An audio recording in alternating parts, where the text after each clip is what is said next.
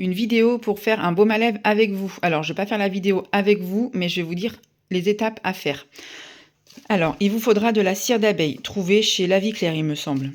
De l'huile de coco, voilà.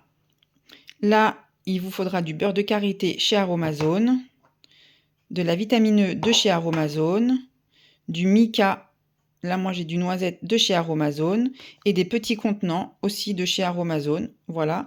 Alors Aromazone, j'utilise presque... en fait, ma routine, elle est basée sur vos produits, donc ça serait chouette d'avoir un petit lien d'affiliation par rapport à mes vidéos, voilà, ça serait chouette.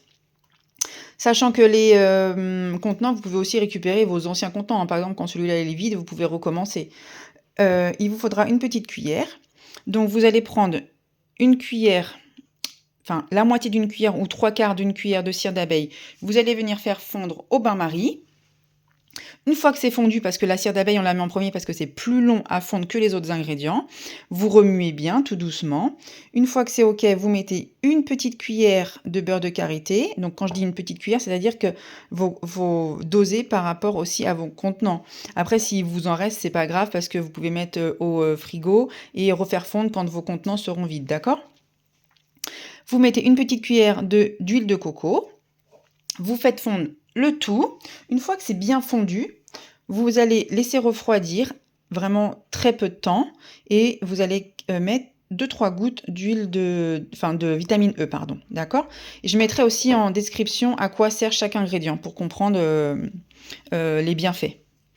Ensuite, vous pouvez mettre, mais ça c'est en option, du mica. Donc sur Aromazone, il y a différentes couleurs. Moi j'avais blanc, rose et marron, donc la noisette. J'ai pris celui-là. Une fois que tout ça c'est mélangé et fondu, votre petite potion magique, il va falloir passer à l'étape la plus cruciale, c'est-à-dire verser votre petite potion dans ces contenants. Donc soit il faut trouver en gros un petit...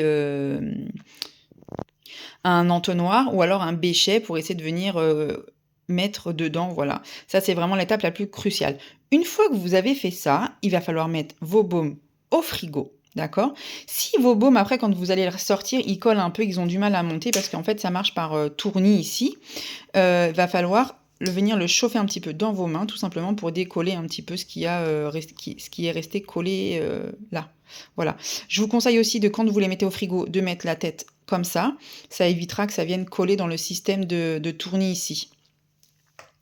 Voilà. Et s'il vous en reste, donc vous laissez dans votre petit récipient là où vous avez fait votre bain-marie, vous mettez au frigo, vous couvrez, et quand ceux-là sont vides, vous pouvez juste à faire réchauffer cela et à mettre dans votre petit baume à lèvres.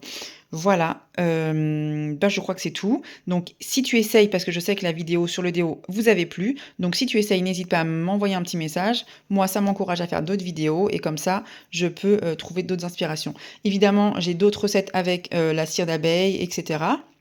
Je vais en faire d'autres, donc n'hésite pas à t'abonner pour ne pas louper. Allez, à bientôt!